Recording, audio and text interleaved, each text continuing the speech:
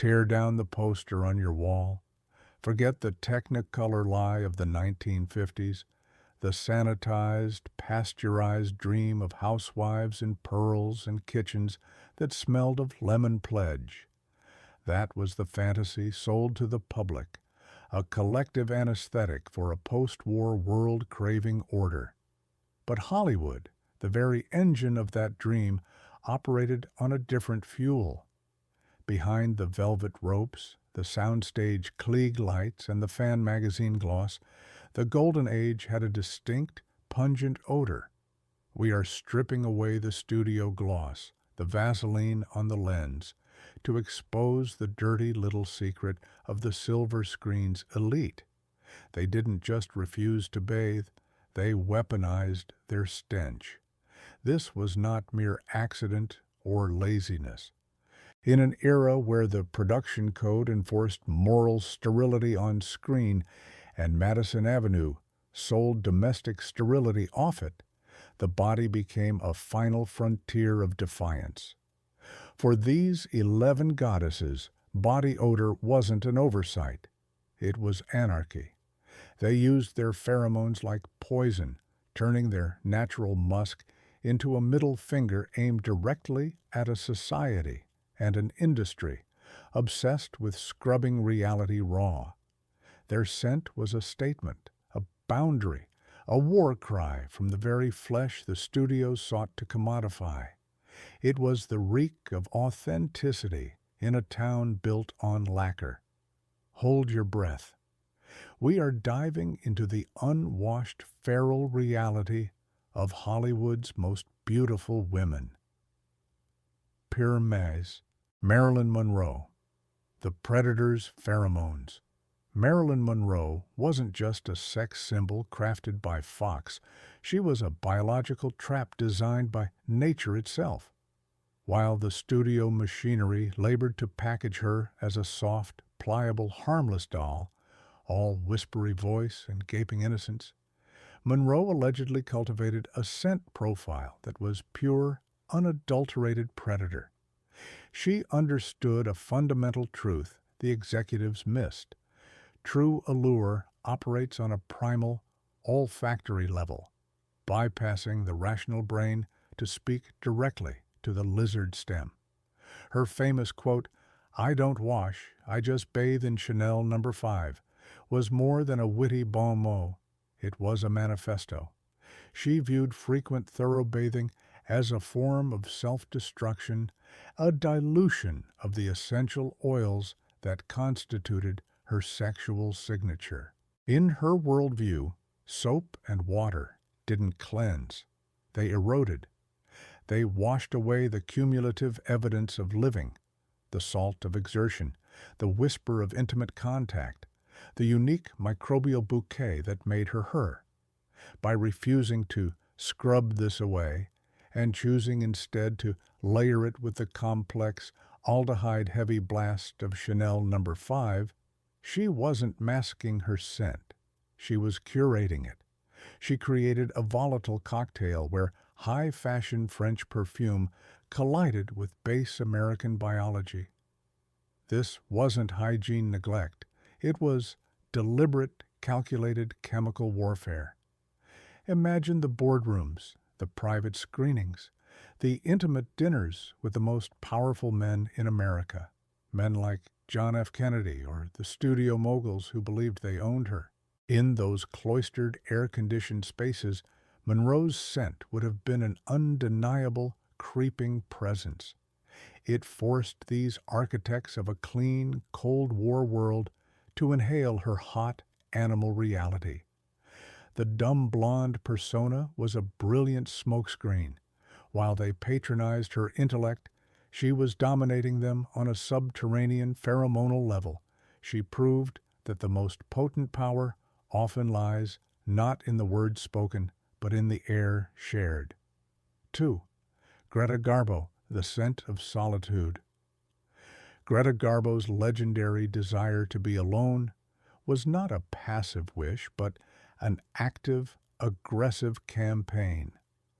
Her hygiene, or the strategic lack thereof, was her primary weapon in this war for solitude. The Swedish Sphinx arrived in Hollywood as a foreign object, a creature of profound interiority, and the industry immediately set about trying to package, explain, and sell every mysterious inch of her. Her response was to make herself physically unpalatable to the vampire class of agents, reporters, and suitors. Garbo's scent was famously described by colleagues as a mixture of sweat, dust, and secrets. This wasn't the smell of neglect, but of occupation. The sweat was from long walks, taken alone in the hills, not for a studio-approved fitness regimen, but for thought.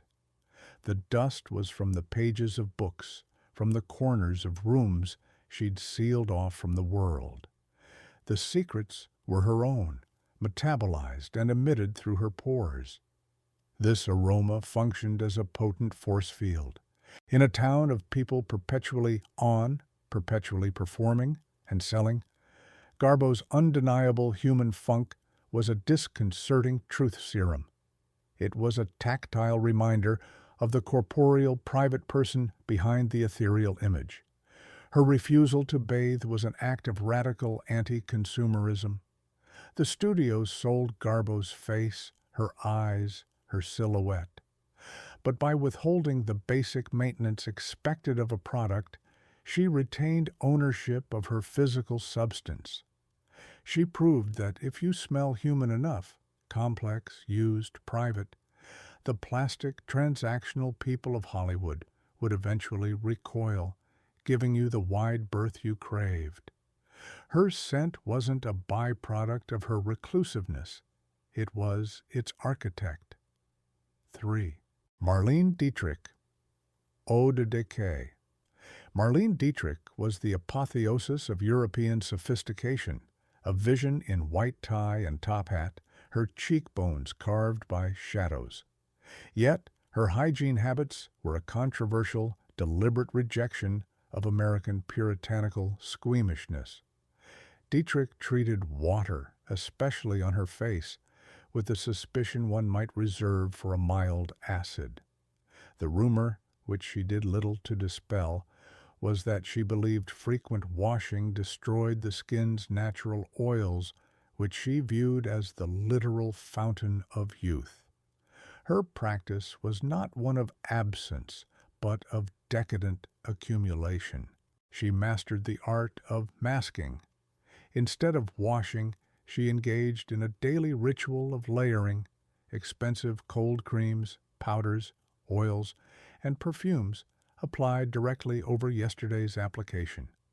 Over weeks, this would create a literal crust of glamour, a geostrata of beauty products, sealing in the living woman beneath. The resulting scent was not one of dirt, but of overwhelming, suffocating boudoir, stale gardenia powder, the tang of rancid oil, the cloying sweetness of perfume turning slightly sour with time. This was her philosophical stand. True beauty was not born of scrubbed-clean emptiness, but of complex, lived-in, even decaying layers. Dietrich forced Hollywood, which demanded a blank canvas, to accept a masterpiece that was already yellowing at the edges. She presented a glamour that was heavy, tangible, and carried the faint, undeniable whiff of mortality beneath its dazzling surface. It was a dare. You may worship this beauty, but you must accept that it is, and always will be, a little bit rotten. 4. Ava Gardner, the alcoholic. Earth Mother. Ava Gardner didn't just live life, she devoured it with a ferocity that left marks, and she defiantly refused to wash off the evidence. She was a creature of visceral impulses, cheap whiskey, cigarette smoke that clung to her hair, late nights in jazz clubs that seeped into her clothes, and violent, passionate loves that left their own kind of residue. To Gardner, a bath was a boring pedestrian interruption to the ongoing party of her existence. Her scent was the musk of consequence. It was the sweet and sour tang of a hangover evaporating through the pores, mingled with the scent of a hard night's dance and the lingering ghost of a lover's cologne.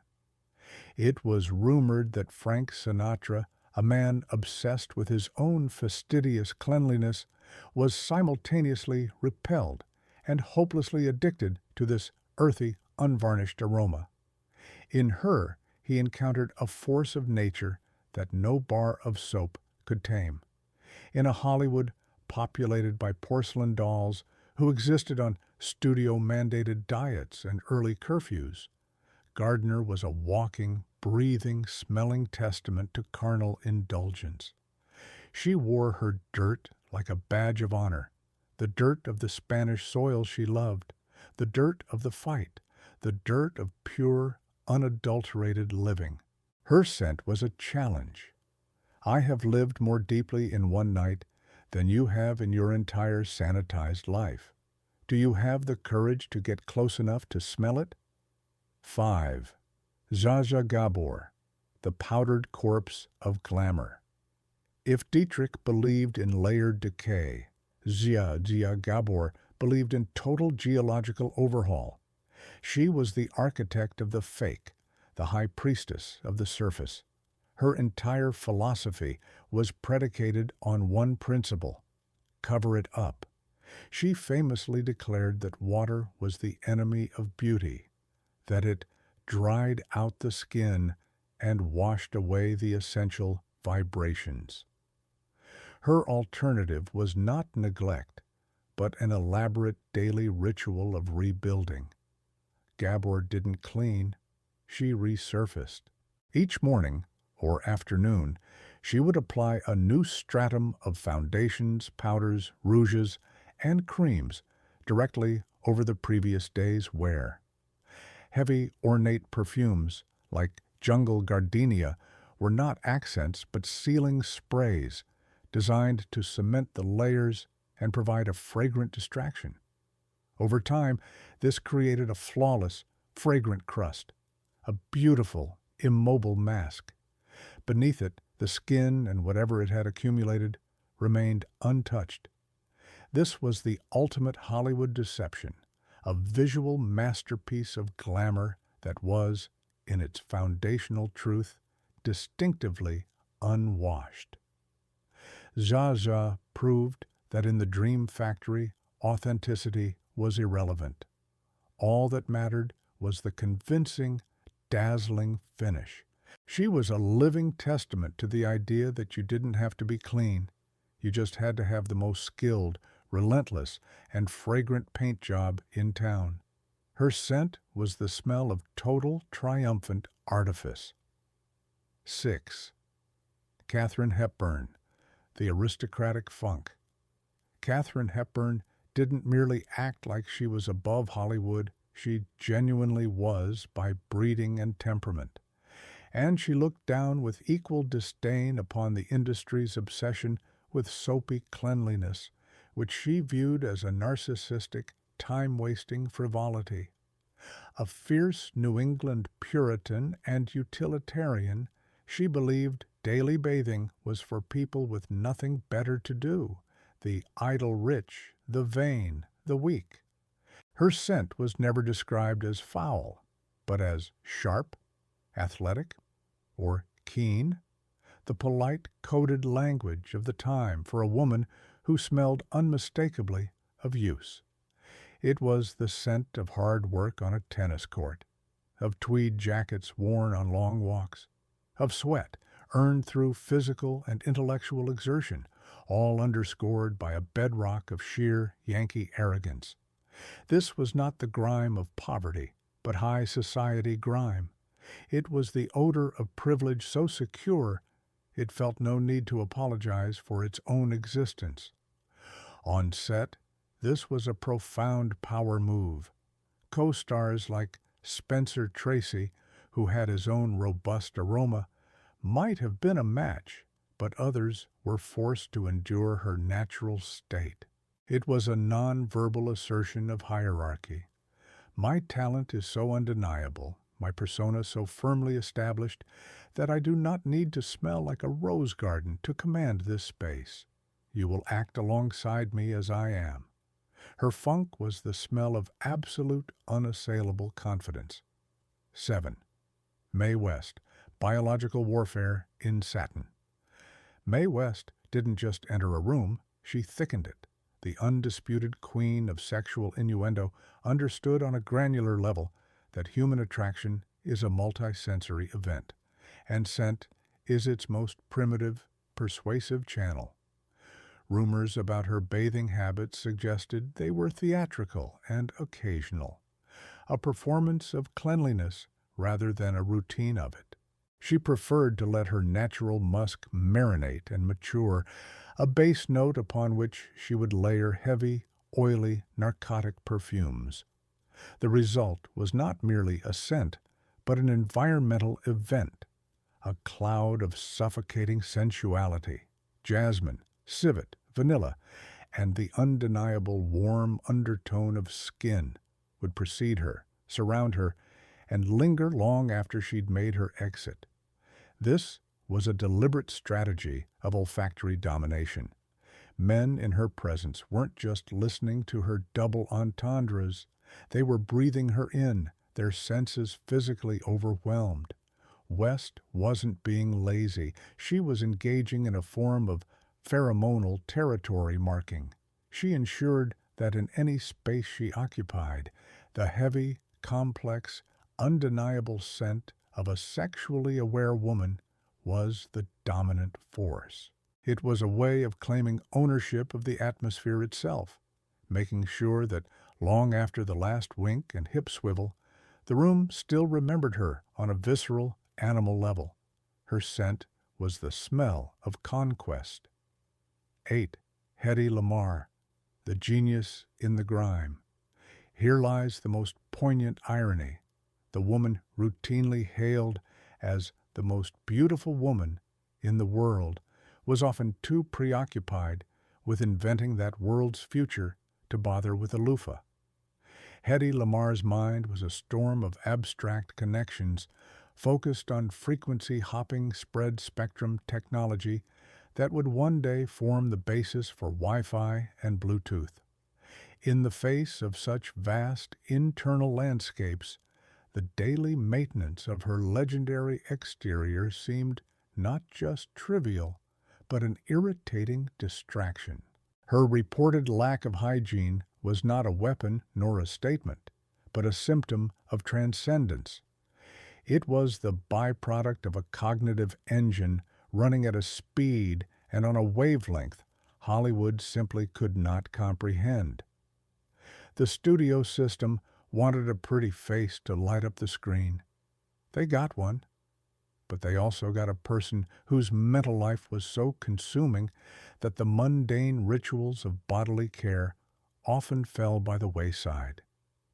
This created a tragic, powerful dissonance. The world worshipped a surface she herself found increasingly irrelevant. While executives ogled her profile, Lamarr's brilliant mind and the unwashed body that housed it was often elsewhere, solving problems they couldn't even perceive. Her scent, likely a mix of solar smoke, late-night coffee, and simple human inattention, was the smell of an intellect so fierce it burned away the vanity expected of its container. 9. Joan Crawford, the hypocrite's hygiene. Joan Crawford presents the most psychologically fractured case. Her persona was built on control, manic, terrifying, absolute control. She is infamous for her domestic tyrannies, for forcing her children to perform lineups for inspection, for scrubbing her floors on her hands and knees until they shone. This was a woman who demanded a sterile, ordered environment, which is what makes the persistent rumors of her own erratic, sometimes shocking personal hygiene so chilling.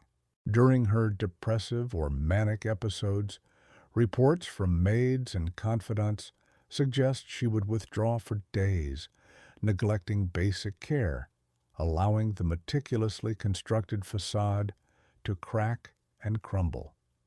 This is the ultimate psychological horror, the control freak who could not control her own internal chaos.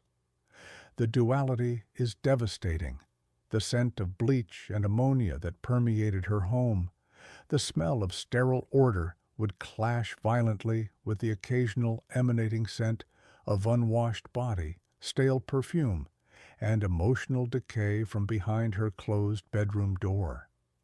Her odor was the smell of this hypocrisy, the brutal external demand for purity, masking a festering internal reality. It was the reek of a psyche at war with itself, where the obsession with external cleanliness was a desperate, failed exorcism of inner filth. 10. Tallulah Bankhead, pure as the driven slush.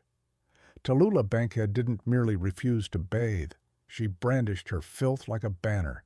In an era of coded respectability, she was pure, uncut Ide, the punk rock priestess of the pre-war set. She saw cleanliness as the domain of the boring, the obedient, the morally suspect bourgeoisie. For Tallulah, dirt was a virtue.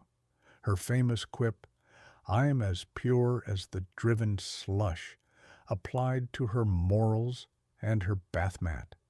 She would regale horrified reporters with stories of her bathing hiatuses, watching their faces crumple with delight. Her odor, a potent mix of gin, cigarette ash, late-night suppers, and sheer bodily defiance, was a conversation starter, a social litmus test, and a weapon. It was her way of pre-screening her company. If you were too prissy to handle her aroma, you were certainly too prissy to handle her politics, her sexuality, or her volcanic personality. In this, Bankhead was perhaps the most transparently rebellious of all. Her stench was not a side effect of her lifestyle. It was a core tenet of it. She forced high society, the theater world, and Hollywood to accept her entirely on her own terms, reeking of gin and rebellion.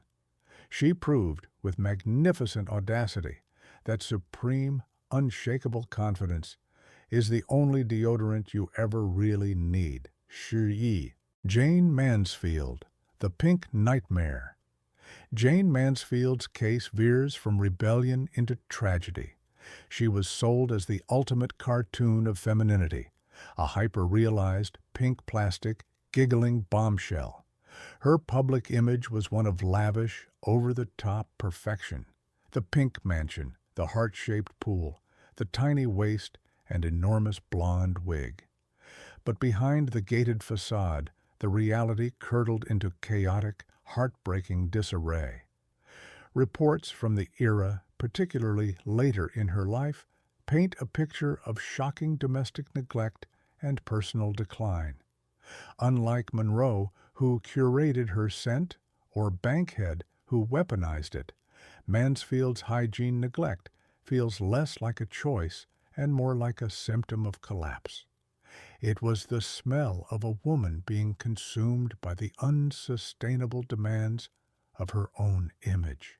The energy required to be Jane Mansfield, 24/7, left nothing in reserve for the human being named Vera Jane. Her scent, in this context, becomes the smell of a dream decomposing in real time. It was the sour milk in the pink fridge, the stale perfume on an unwashed gown, the melancholic aroma of a woman drowning in the very iconography she'd created. It wasn't anarchy, it was distress. She is the cautionary tale in this olfactory gallery, a reminder that when the weaponization of image becomes all-consuming, the self beneath can be left to wither, unwashed and unseen. So, before you wax nostalgic for the return of the good old days, remember this. The golden age of Hollywood didn't smell like roses or starched tuxedos. It smelled like sweat and sequins, stale whiskey on a starlet's breath, expensive perfume over unwashed skin, and the acrid smoke of a rebellion fought not in the streets, but in the dressing rooms. These women, in their own pungent ways, refused to be fully sterilized for mass consumption. At a time when the culture industry sought to turn women into smooth, odorless, frictionless mannequins, easy to package, easy to sell, these goddesses introduced the friction of reality. They were loud in their silence, difficult in their passivity, and undeniable in their biological truth.